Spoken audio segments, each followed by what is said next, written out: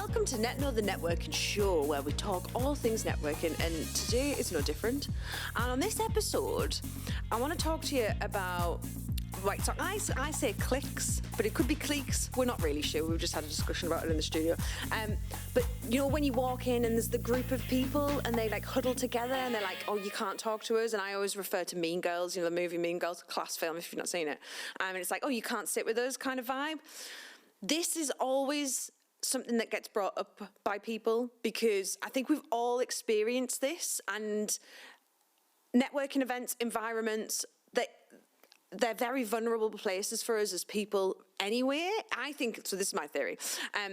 My theory is that this goes back to like caveman days. So in the old days, communities were very, you know, you actually lived or died by your community. And if you got shunned, if you got chucked out of your community, your tribe, then you literally couldn't survive on your own. So it's ingrained in us as humans to want to be accepted by society, by our communities. So walking into a room and feeling like we're putting ourselves in a position where we're going to get judged, potentially get shunned, and feel that rejection, that's a really scary thing.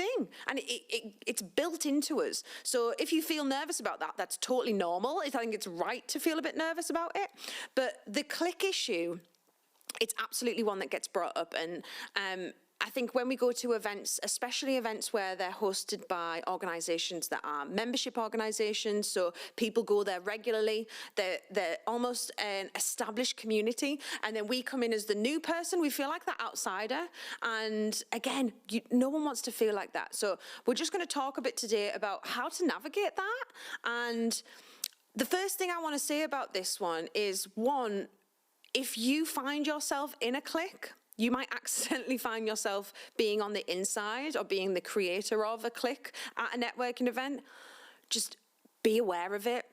Just check yourself. Make sure that if you are in a group, that you are proactively looking at ways in which, you know, who else is in the room. Get out of your own little bubble, get out of your head, put your head up and look around. Are there people stood on their own? If there are, welcome them in. Invite them over to talk to you. Don't keep those barriers up, because you might one day find yourself being on the outside of that clique, and it's not a nice place to be. So we want to look after each other. So if you accidentally find yourself within one, then be the one to break it, pop that bubble and invite other people over, and be the one that welcomes and includes everyone. The other thing I really want to reference is that it's easy to get angry at people in cliques, and it's easy to go, oh, they're just the mean girls, or they're just like rude or whatever. But actually, if we can try and build some empathy with people, so being aware that often when people form these cliques and form these groups, and it's kind of like us versus them, and, you know, you can't sit with us, you can't come and talk to us, they're doing so from a place of fear themselves. So they're often so scared that they're going to be thrown out, or they're going to be rejected, or they're going to be the outsider, that they create these tight-knit groups, not allowing others in, because they're scared that if they do break down those barriers, that eventually they'll end up on the outside. So if we can try and empathize with people as much as possible, then that, first of all, it makes it a lot easier for us on the outside looking in. But it also helps break down that kind of us versus them mentality, because that's a really dangerous place to be. Sometimes people form cliques with their colleagues. So they'll go along to networking events, say, you know, maybe they work for a law firm, and they go along as a group from the same law firm, and they go together and they arrive together and they stand together. And again, they'll stay together, not because they're necessarily, you know, wanting to actively keep people out. It's just more from a place of fear. They don't know how to go out and approach and, you know, stood with their colleagues, stood with people that they know. They feel safe, they feel comfortable. And again, trying to empathize with them in that it's maybe not necessarily from a place of meanness and being vindictive, it's from a place of they're scared. So when it comes to, if you see a clique or what looks to be a clique or a clique or however we say it, if you see a group of people, the first thing I would always say is go over and say hello. You know, say hi, like, nice to meet you. Do you all know each other? Do you work together? because they might look from the outside to be a clique, but actually, if you approach them, they'll probably be like, oh, hi, yeah, come and talk to us. Like, oh, we're new, we've never been to an event before. And it might turn out that they're just actually genuinely, they don't know what to do, they don't know what the etiquette is, and they don't know how to behave. So giving people the benefit of the doubt, that's also a really kind of good stance to take as the default position. If, however, we try these things and we find out that, no, they are actually just being douchebags, which, it happens. You're not going to like everyone you meet when you go networking. I think it's important to try and understand where they're coming from. So not necessarily from an empathetic perspective, but just from an understanding.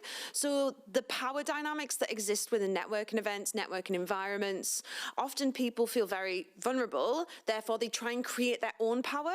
So they will form a clique. They will create a group that makes them feel safe. They'll put themselves in a position of what they deem to be powerful in a bid to try and grasp and claw at some kind of power. So again, it's coming from a place of fear and vulnerability, but they're creating their own power dynamic within their own little group and society within the bigger event, which again, it's not helpful. You're not doing yourself any favors. You're actually creating a negative perception of you as an individual and the business that you're representing when you're there as well, whether that's your own organization or an organization that you work for.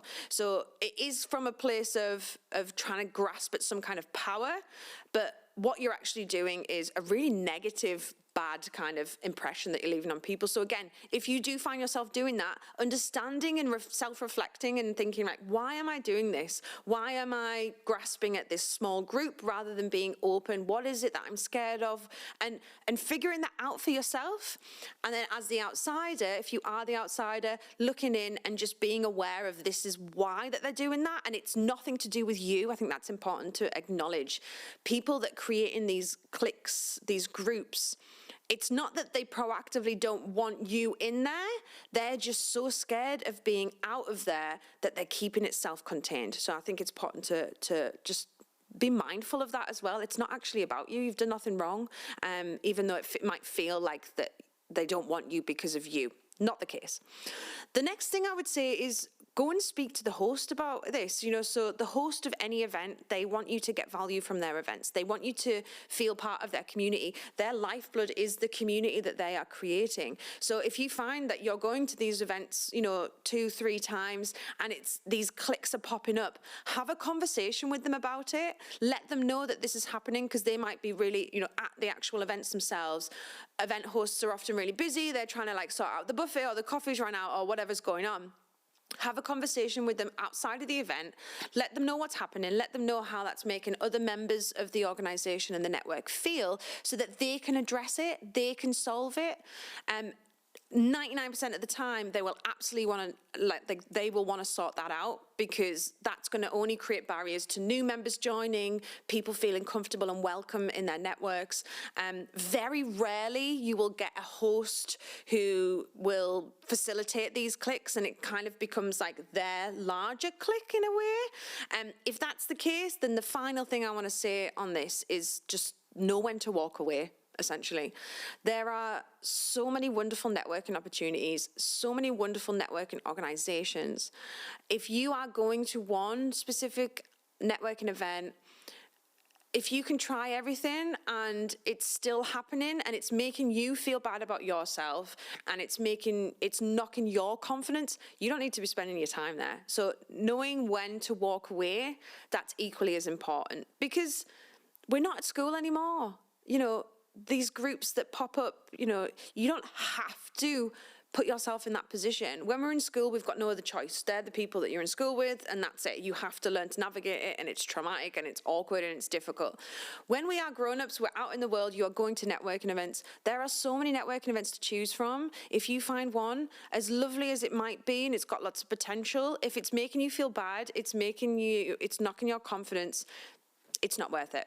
I always say it no networking event is worth your mental, emotional health. So it should be adding benefit to you, not taking away. So knowing when to walk away, put your hands up and say, do you know what, I tried, I spoke to the host, I tried to speak to these people, it's just not the right place for me. And that's okay. Go out there, try another event, find a different one. And when you find the one that works for you, it is just absolutely magnificent. So don't beat yourself up about it. It's never really about you. It's about the people themselves in that little clique, in that group. So try and build that empathy. Try and understand where they're coming from, why they're doing what they're doing. Try and have conversations with them about it. Speak to the host. If none of those things work, then that's just not the right event for you, and that's okay. So hope that was helpful. Remember that if you haven't already, make sure that you subscribe, you hit the bell, because you want to know when the next episode's coming. So make sure you do all those things.